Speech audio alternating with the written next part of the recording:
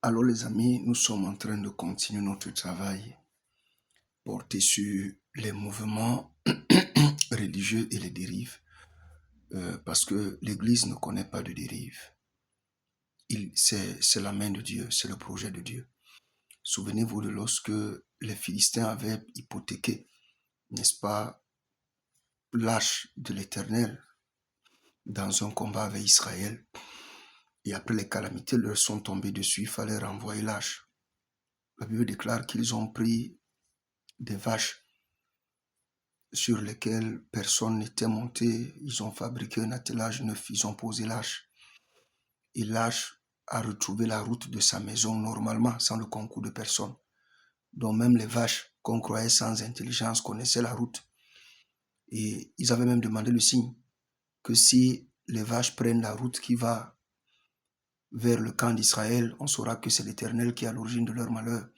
Mais si ça prend une autre route, on saura que ce malheur vient d'ailleurs. Mais curieusement, personne n'y étant, l'arche a retrouvé sa route. Alors, comme les minutes nous sont précieuses,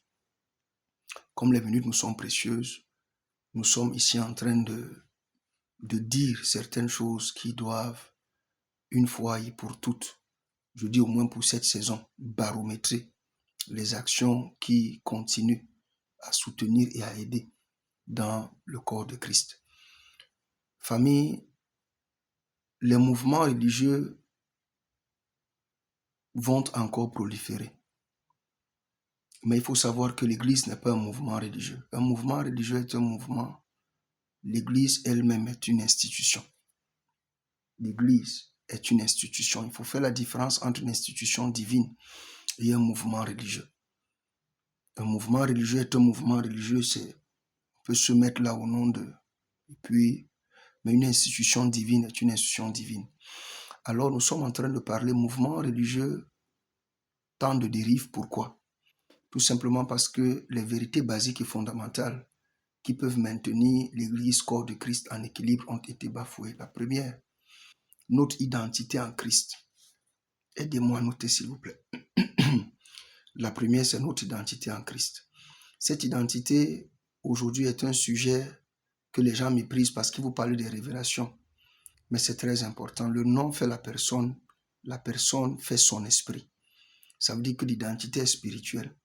Lorsque vous invitez des gens aujourd'hui dans des communautés ou dans des programmes, où les gens vont dans des programmes, la première question qu'on va vous poser, c'est que ton église s'appelle comment? Je ne sais pas si certaines personnes ont déjà eu la bonté d'expérimenter ce genre de choses, peut-être les évangélistes. Et toi, ton église là s'appelle comment? Parce que moi, généralement, ce qui sort là, c'est que je suis catholique. Je suis protestant, moi, je suis baptiste, je suis de la CMCI, je suis de l'église évangélique, je suis de la mission protestante, je suis de la mission apostolique des apôtres de la dernière génération. Et ce problème fondamental de la crise d'identité est celui qui est en train de déranger. Parce que lorsque nous regardons les textes de Romains chapitre 9, à partir de son verset 4, ou peut-être verset 1er, nous allons constater qu'en réalité, ce ne sont ni aux pentecôtistes, ni aux évangéliques, ni aux protestants, ni aux catholiques, ni je ne sais pas moi trop quoi, les témoins de Jéhovah, à qui appartiennent les promesses, l'alliance, les cultes. Je vous en prie, lisez. Parce qu'il y a des choses qu'on ne dit pas pour dire, il faut vérifier, c'est écrit à noir sur blanc. L'apôtre Paul dit, c'est aux Israélites, ses parents dans la chair, dont il voulait être lui-même anathème, mais bon, qui appartiennent l'adoption, les alliances, la gloire, les promesses, les patriarches, le culte, la loi, et le Christ. Et de qui est issu selon la chair le Christ. Donc c'est aux Israélites qu'appartient le Christ. Christ appartient aux Israélites, pas aux Israéliens. La nation israélite n'est pas la nation israélienne, bien que dans la nation israélienne, on peut retrouver des Israélites. Mais la nation israélite n'est pas israélienne. Et l'apôtre Paul dit que c'est aux Israélites que Christ est issu d'abord. Donc c'est pour dire que Christ lui-même est un Israélite. Ce qui fait que lorsque son esprit nous adopte, nous devenons nous-mêmes des Israélites. Pas des gens dans les mouvements religieux avec les cartes et les noms des congrégations écrits dessus. Voilà la première vérité à laquelle nous devons parler. Je crois que le tour, si je vais aller un peu poser calme, parce que j'ai un frère qui m'a dit tout à l'heure que pourquoi tu... Non, c'était l'indignation en fait, mon frère. Donc, on va aller calme et poser. Voilà, première crise d'identité. Et vous allez voir aujourd'hui, on marche même avec les bracelets autour des mains, chacun a le nom de son église écrit. Alors que ce qu'on devrait avoir autour des mains, ce sont les tables de la loi. Parce que la chose qu'on avait donnée aux enfants des Hébreux pour ne pas, les Hébreux utilisaient autour de leurs mains comme les gourmettes et les bracelets, pour ne pas oublier et ne pas pécher, pour se retrouver être frappé au nom de l'Éternel. Famille, c'était les tables de la loi, chacun pouvait lire ça des deux côtés. Donc, ce qui fait qu'à un moment donné, quand quelqu'un oublie que non, le 8e commandement dit ceci, il jette d'abord un coup d'œil sur la main droite, là où il y a 8, il lit. Non, le 4e commandement, s'il a oublié, il lit. Ça dit ceci, il ouvre d'abord la main, il lit. Malheureusement, dans les choses que nous sommes en train de vivre aujourd'hui, c'est pas ça. Aujourd'hui, c'est une affaire de ministère, j'ai ministère. Non, en fait, le ministère, mon frère, c'est une tâche. Le ministère, c'est une responsabilité. Le ministère, c'est une tâche que Dieu t'assigne à faire quelque chose. Le ministère n'est pas l'église. L'église n'est pas un ministère. En fait, les églises n'ont même pas... C'est-à-dire que l'église n'a jamais été donnée comme un ministère. J'ai dit, c'est une institution. Elle a été donnée comme une mission. Et c'est pourquoi à la tête de son église, le Seigneur Jésus a choisi 12 hommes en préfiguration des 12 tribus d'Israël qui étaient, n'est-ce pas, depuis Ruben jusqu'à Benjamin, passant par Joseph, Issachar, Nephtali, Zabolon et tout et tout. Donc là, à ce niveau, il est important déjà de le savoir. Voilà à quel niveau il faut venir dire la vérité. Ils ont menti. Ils ont menti. Ils ont menti, mes frères. Ils ont menti et il faut rétablir ces vérités basiques et ces vérités fondamentales. Ça, c'est le travail des instituts bibliques. Parce que leur projet ici, en réalité, je vais dire, c'est le côté sombre des instituts bibliques. Parce que dans le projet des instituts bibliques, ils se retrouvent aujourd'hui comme des dresseurs, des pasteurs. Et quelqu'un vient comme ça, là, il te donne son argent, il va faire la formation. Après avoir fait une formation, on ne sait même pas et tout. Dès qu'on sort, paf, c'est fini. C'est barabara, même les trucs qui ne sont même pas allés scanner, on scanne, même ce qui n'est même pas allé autopsier, parce que il y a tout le monde est devenu aujourd'hui chirurgien de la parole. Alors qu'il y a des choses sur lesquelles la parole avait déjà été autopsiée, elle nous a simplement été donnée de consommer et de demander aux autres d'en faire autant. Sur certaines choses, bon, celui qui sort avec un plus, quand c'est Dieu lui-même, le Seigneur mettra à cœur que les sceaux de la conviction soient posés. Par exemple, voilà la première chose, la crise d'identité. La crise d'identité. C'est cette crise d'identité qui crée de sérieux problèmes, qui crée de sérieux. Vous allez voir aujourd'hui, c'est la même crise d'identité qui donne naissance au nom des églises. Les noms des églises. Mes frères, pasteurs, je vous en prie, enfants de Dieu, vous-même dites-moi un peu, quel est le rapport entre l'église de Dieu? Quelqu'un a sa femme. Toi, tu viens donner le nom à sa femme. C'est-à-dire que j'ai ma femme, que j'ai dotée avec mon propre sang, ma souffrance. Et il faudra que je lui donne, qu'elle doit porter mon nom. C'est moi qui dote ma femme. Je lui donne un nom. Et toi, qui es soi-disant mon fils, c'est toi qui viendras donner le nom à ta mère. Parce que c'est ce qui se passe. Est-ce que nous qui sommes là, nous avons donné les noms à nos parents? Qui a déjà changé le nom de son parent? Jésus est père. L'église est mère. Notre mère, c'est son épouse. Il est l'époux, l'église est l'épouse. Il donne le nom à son épouse. Il appelle son épouse. C'est déjà un nom. Il donne un statut, une identité. Il appelle église. Il appelle épouse. C'est déjà un nom. Mais vous trouvez que ce n'est pas assez suffisant. Ce n'est pas suffisant pour venir donner des versets qui n'ont aucun sens. On va voir aujourd'hui des personnes qui arrivent et qu'elles se disent, non, Dieu m'a révélé. Pendant que je jeûnais, je priais, le Seigneur m'a révélé que le nom de mon église doit s'appeler, j'ai vu l'ange de Dieu m'être apparu. Et il m'a révélé, il m'a dit, toi, mon fils, tu vas commencer à t'appeler comme ça. Écris la plaque. Quelqu'un va même te dire qu'il a vu le nom sur la plaque. Mais ce sont des démons. Ce sont des démons. Vous ne voyez pas que c'est à cause de ces choses-là que le corps de Christ ne parvient pas à l'unité. C'est vous qui parlez de l'unité du corps de Christ. Comment le corps de Christ peut être uni si vous n'êtes pas, vous n'êtes pas identifiable sur vous n'avez pas les mêmes souches identitaires. Voilà le mot. Il n'y a pas les mêmes souches identitaires. L'autre qui est du ministère de la puissance n'intègre pas celui qui est du ministère de la parole. Parce que la parole va dire que vous là-bas, vous ne faites que la puissance. Vous n'enseignez pas. Celui qui a la puissance va dire que oh, c'est toi, tu bavardes beaucoup. C'est parce que tu n'as pas la puissance que tu parles comme ça. Celui qui a alors la révélation, qui est du ministère de la révélation, dira que vous faites vos choses là-bas. Celui qui n'a pas la révélation ne peut pas voir Dieu. Au finish, les gens se retrouvent comme en prison, comme captifs dans des bulles où la seule voie de sortie pour certains parfois c'est de rester à la maison, mais ce n'est pas la solution, mes frères. Ce n'est pas la solution. Ils ont menti. Ils ont menti. Et c'est pourquoi vous n'allez pas voir un an ne passe pas, un mois ne passe pas. Il faut toujours qu'un pasteur fasse le buzz. Il va falloir qu'un pasteur fasse le buzz. Vous allez voir aujourd'hui, c'est devenu sur Internet une norme. Une norme. Oh non, vraiment, j'étais franc-maçon, je me suis repenti. Mais tu es bizarre. Tu es bizarre. J'étais rosicrucien, je me suis repenti. On m'a initié dans les loges, je me suis repenti. On t'a initié dans les loges. Tu as fait comment pour entrer? Parce que si on t'a initié, ça veut dire qu'avant, tu n'étais pas dedans. Certainement, avant, tu étais dans la vérité. Et comment tu as fait pour quitter de la vérité, pour te retrouver dans quelque chose après? Maintenant, qu'est-ce qui te prouve que comme tu sors de là, c'est ça la vérité? Ou bien après, tu ne vas plus aller te retrouver dans quelque chose. Frère, des choses qu'on n'a pas vues dans la Bible. Il faut laisser les gens respirer. Il faut laisser les gens respirer. Les gens ont besoin de l'évangile. Ils n'ont pas besoin de cet art. Il y a des pays ici où les gens se font égorger, les pays arabes. Les pays arabes. Où est-ce que l'occultisme est entré? Les gens se font égorger partout dans les pays arabes ici. Tout simplement à cause de l'opportunité qu'ils ont eu de dire Jésus. Dans les pays radicalement islamiques, on les abat, on les décime. Dernièrement encore ici au Nigeria, on a vu des chrétiens qui étaient assassinés. Il a fallu que les bombes atterrissent là-bas un peu pour quelque temps, pour que les gens essaient de dormir un peu tranquille. On a vu ça non-stop 24 heures sur 24. Be careful, oh my friend. Faisons attention. Les amis, faisons attention. Les amis, faisons attention. Faisons attention. Il faut qu'on vous dise le vrai problème. Les gens qui viennent parler là, ils disent des choses superficielles, qu'on nous donne les vrais problèmes fondamentaux. Les vrais problèmes fondamentaux. Alors la véritable vérité, comme quelqu'un pouvait le dire, c'est que famille, Dieu est réel. La foi est vivante, elle est réelle. Le Seigneur existe. Jésus est vivant, il est réel. Le problème, c'est que les gens se sont éloignés de la vérité à la lumière de la parole. On a plus donné naissance, on s'est éloigné de l'Église. Aucun modèle de l'Église biblique. C'est-à-dire que les gens ont la Bible.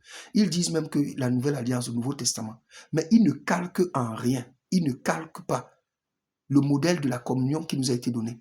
Le modèle de l'enseignement qui nous a été donné. Ils n'ont pas calqué. Quand quelqu'un parle de Pierre, c'est qu'il veut utiliser son livre pour prêcher. Quelqu'un parle de Paul, il veut utiliser son livre pour prêcher. Mais les gars eux-mêmes ont vu que ces gars étaient juifs. Ils étaient des juifs et ils étaient assidus aux fêtes juives. L'apôtre Paul, en mission dans les voyages, il abandonnait les voyages pour venir faire les cultes avec les anciens. Que ce soit la Pentecôte ou que ce soit la Pâque et les autres fêtes juives il quittait ses voyages, même s'il était en Inde ou en Australie, il quittait là-bas pour venir faire ce programme. Il venait faire ses programmes avec les patriarches. Même s'il y avait les malades, d'abord, il les abandonnait d'abord. Quand il y avait les fêtes, il venait. Et c'est le problème là qui a créé tous les soucis que vous êtes en train de voir. Quelqu'un va dire, mais d'où vient le problème? Le problème vient justement de Actes chapitre 2. C'est là le seul souci. Dans Actes chapitre 2, on voit clairement la naissance de l'Église. Dans le verset 5, la Bible déclare qu'il y avait les Juifs pieux qui étaient venus de toute la surface de la terre, de toutes les nations. Ils sont venus à Jérusalem pour la fête de la Pentecôte. Et vous allez voir que ce verset seul révèle qu'avant tout le désordre, c'est-à-dire que quand les choses étaient encore bien organisées, il y avait un code. C'est que pendant les grandes fêtes, tout le monde partait à Jérusalem pour la fête. Ça veut dire qu'on reconnaissait Jérusalem comme étant la capitale des saints, la terre du pèlerinage de tous les enfants de Dieu. C'est biblique, c'est noir sur blanc. Ça, au moins, les Romains n'ont pas pu vous empêcher de lire ça. Je suis sûr qu'eux-mêmes, ils regrettent, c'est-à-dire que c'est ce qu'ils regrettent le plus. Ils ont trié, ils ont cru que bon, peut-être les yeux des autres n'allaient pas s'ouvrir. Quand ils ont laissé passer ça, voilà ça aujourd'hui qui vient au moins confirmer les textes du Tanakh qui nous amènent à comprendre que ce sont les Hébreux qui doivent avoir le bâton de pèlerinage. Et ils sont, n'est-ce pas, comme on appelle ça, les premiers-nés quand on parle d'Éphraïm. Ce sont les Hébreux, mon Dieu. Ce sont nos Éphraïm. Et qui vous rappellent pas avec le nom de l'Éphrate qui arrose. On passe à autre chose. Donc, ils ont menti. Ils ont menti. Ils ont menti. Je pose la question, est-ce normal pour un pasteur de donner un nom à une communauté? Les apôtres ont dirigé des églises. Quel est l'apôtre qui avait donné un nom? Voilà d'abord à quel niveau il faut qu'on commence à déconstruire. Les évêques, les apôtres, des pasteurs ont travaillé. qu'est-ce qui a donné naissance à ces choses que nous sommes en train de voir? C'est dans ça que tout se gâte. Parce qu'aujourd'hui, quand chacun sort, il sort avec l'ambition de people must see me, les gens doivent me voir, les gens, je dois briller, je dois paraître, il faut que c'est moi, il faut que je fasse, il faudrait que on se met à dire des choses. Et des gens eux-mêmes lisent la parole de Dieu, vous-même vous lisez la parole, et vous-même vous rendez compte qu'il n'y a pas le seul truc qu'on a dit, on a parlé de Jésus, on parle du ministère de la réconciliation. C'est dans ça que les gens sont venus tomber, créer des théologies pour dire que non, si Jésus a le ministère de la réconciliation, moi je peux avoir le ministère de la compassion, on nomme l'église, église de la compassion. Si Jésus a le ministère de la réconciliation, moi je dois avoir le ministère peut-être du pardon, ministère du pardon céleste. Ce sont des histoires. Si même il fallait porter un nom, mais nous tous on devrait appeler les chapelles ou les paroisses, paroisse la réconciliation, paroisse la réconciliation, paroisse la réconciliation. Et ce qui fait que même dans un quartier, s'il y a 100 paroisses réconciliation, au lieu d'être dispersés, on peut venir maintenant se mettre ensemble. Puisque nous tous, nous sommes la paroisse de la réconciliation, on structure quelque chose et ça donne naissance à un truc qui s'apparente un peu d'une manière structurelle à ce que l'Église catholique fait. Sauf qu'eux, ils ont fait ça dans le sens de protester à la vérité biblique qui a été donnée aux Hébreux pour créer leur part de choses afin de gérer leurs choses et qui plus tard ont été des moyens, n'est-ce pas, de colonisation et tout pour étendre, n'est-ce pas, l'Empire romain avec la domination romaine. Ça, on le sait, vous le savez. Mais ce qui est mauvais, c'est que vous connaissez ces choses, vous ne parlez pas. Vous ne parlez pas. Vous avez bien aimé, les amis, vous êtes frustrés. Même les gens qui se lèvent derrière les réseaux sociaux pour parler des hommes de Dieu matin, midi, soir, n'importe comment là, vous êtes des frustrés. Vous êtes frustrés. Le problème, c'est que vous connaissez vos frustrations. Vous connaissez même vers qui envoyer vos frustrations. Ce n'est pas vers ces pasteurs d'abord, c'est vers les prêtres. Mais vous ne parlez pas d'eux. Commencez à parler des prêtres. Il y a des cardinaux, les prêtres, les archevêques, les pontifes et tout. C'est vers ces gens-là que vous devez envoyer leurs frustrations pour leur demander à vos prêtres, à nos prêtres africains, pourquoi est-ce qu'ils savent le rôle que le mouvement religieux romain et catholique a joué dans la colonisation et consorts, mais ils continuent encore à les représenter en Afrique. Ils connaissent, ils savent le mouvement qu'ils ont, le rôle qu'ils ont joué dans cette affaire, mais ils continuent encore à les représenter en Afrique. Ils continuent à les représenter en Afrique. Ils continuent à les représenter. Et pourquoi est-ce que vous ne parlez pas de ça? Quand vous venez devant les chaînes télévisées, comme dans Ma Nation, par exemple, il y a des gens qui passent le temps en longueur de journée à faire des émissions, mais ils ne parlent pas des choses qu'il faut dire. Oh, les Blancs sont venus, quels Blancs? Maintenant, quand les Blancs sont venus, ils sont partis. Ils ont laissé quelque chose. Ils ont laissé ça entre les mains de qui? C'est peut-être pas entre les mains des pasteurs. Hein? Parce qu'il y a des mouvements là qui existent depuis plus de 1000 ans.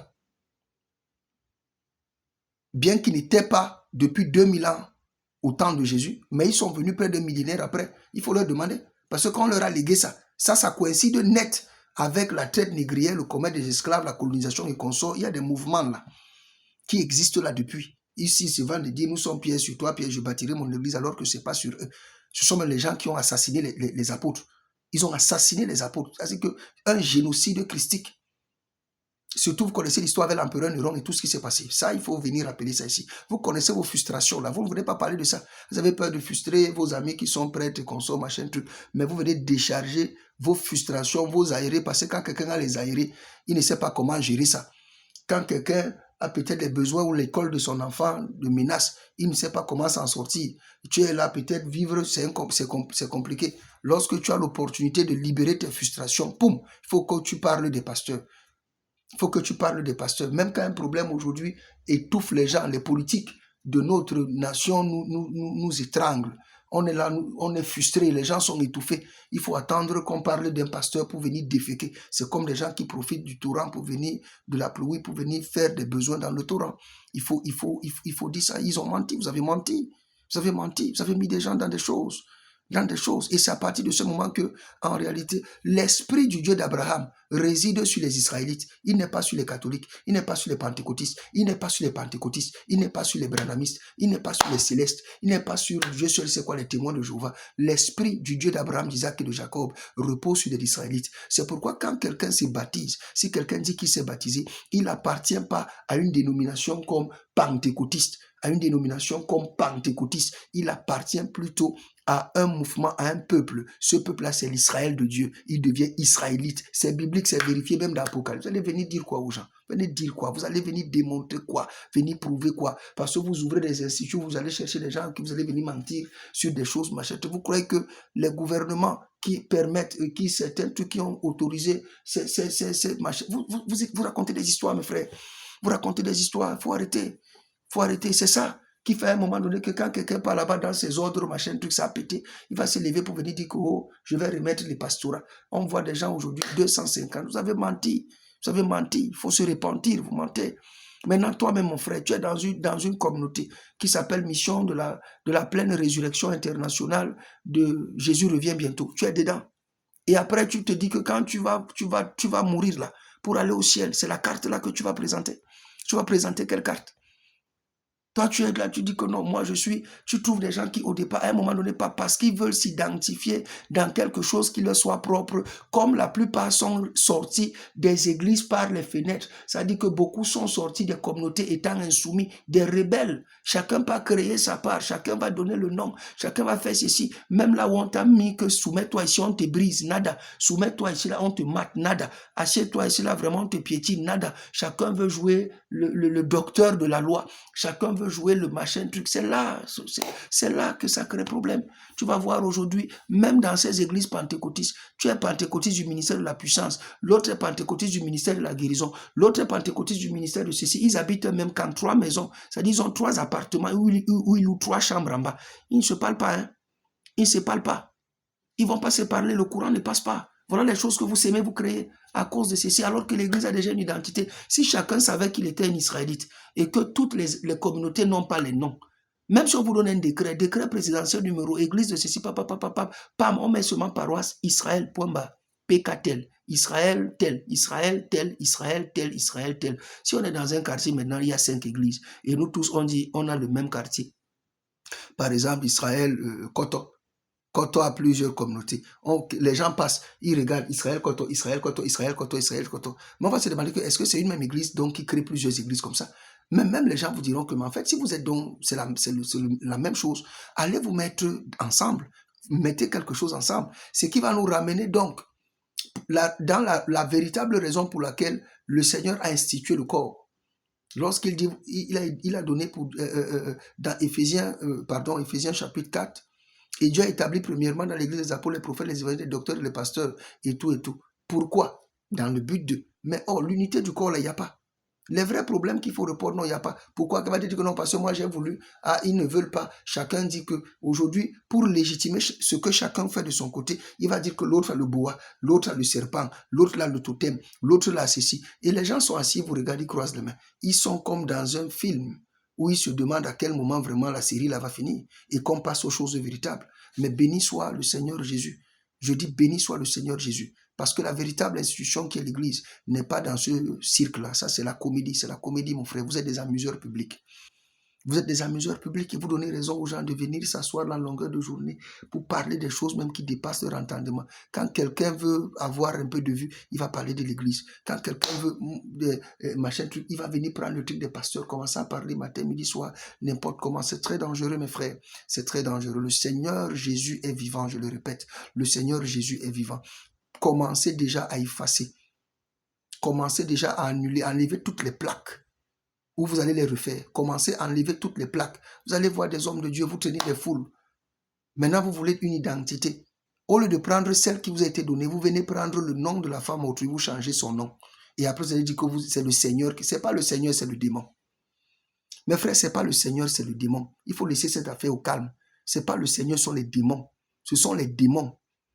Ce sont les démons. Et j'attends les gens ici, comme vos bouches là, vous voulez, venez parler.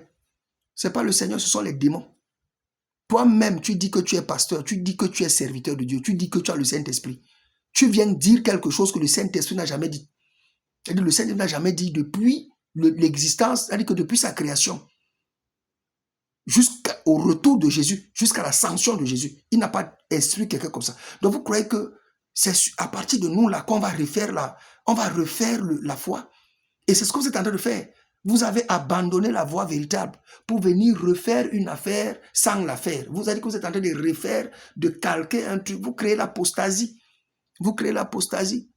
Vous créez l'apostasie. J'ai du respect pour certains serviteurs de Dieu, mais qui à un moment donné me donnent la frousse. Tu vas entendre, tu as un ministère, tu donnes le nom, tu donnes ton nom. D'autres donnent leur nom propre, le nom propre, que tu t'appelles peut-être X. Tu entends LMT Ministry. Un homme pour qui j'ai de la considération, Papa Léopold Mutombo, pour le message qu'il porte et le travail qu'il fait. Léopold Mutombo Ministry. Papa Léopold Mutombo, mon père, ça existe où? Maintenant, quand toi-même d'abord qui es le père, tu dis Léopold Mutombo Ministries, et maintenant on arrive ici, on vient, on a Joël Francis Tatou Ministries. Après là-bas, on a le prophète Joe Grace Ministries. Ici au Cameroun, c'est grave. C'est grave. C'est grave. Ailleurs encore même, c'est plus pire. On est en train d'aller où? Et c'est la raison pour laquelle toutes les personnes qui foncent tout droit dans les écoles bibliques, pour aller sortir de là, ils sont déjà, c'est déjà faux. Ces écoles, même pour un peu, vous devriez vous accorder à fermer ou bien à essayer de crédibiliser. De crédibiliser, parce que quand quelqu'un sort là, lui aussi va sortir, il va donner maintenant son nom, Ananas Ministries, Pastèque Ministries, Mangos Ministries, Bananas Ministries, machin truc Ministries, hein? Goyave Ministries. Chacun commence à donner les noms comme ça, là, bizarres, les choses qui n'ont aucun sens avec les vérités de la Bible. Et on va porter les gros titres apôtres. On regarde l'église, waouh!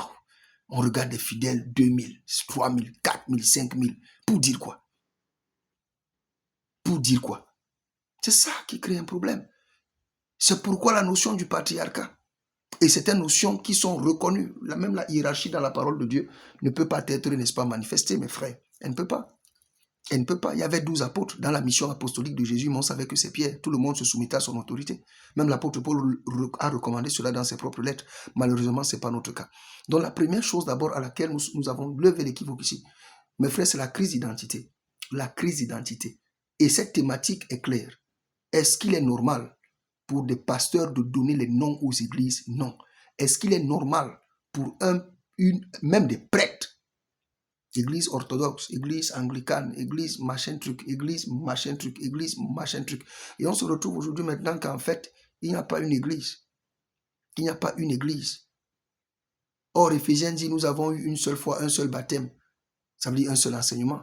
Nous avons tous, on a eu un seul esprit, un. Donc nous tous, nous devrions avoir une même identité. Et c'est là le dangereux.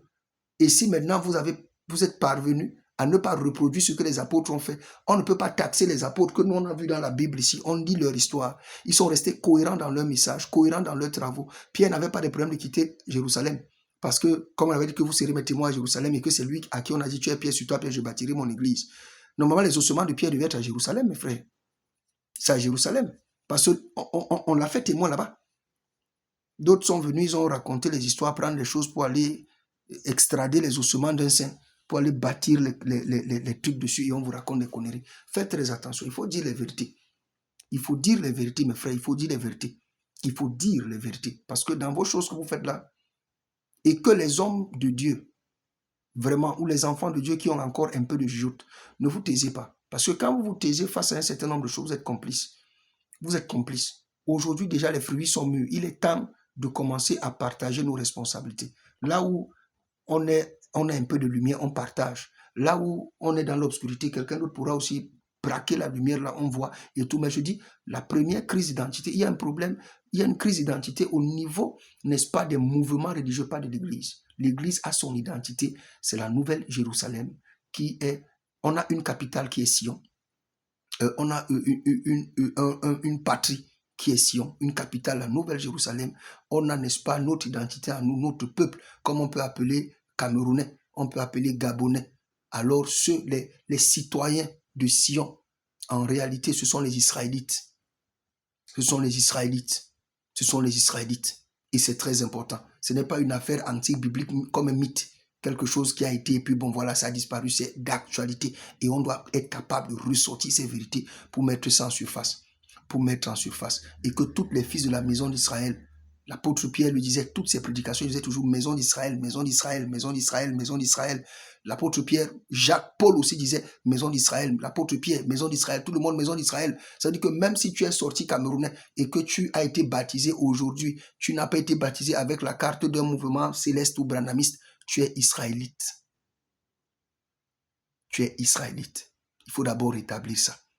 Il faut rétablir ça, c'est la première vérité. Voilà à quel niveau les problèmes se créent. Lisez la Bible, les frères. Lisez la Bible. Si quelqu'un a des questions à poser ou dans les commentaires, voilà ce que nous avons fait. Encadre, soutient et amène quelque chose en accomplissement. Vous pouvez partager. Que le Seigneur nous bénisse. Shalom.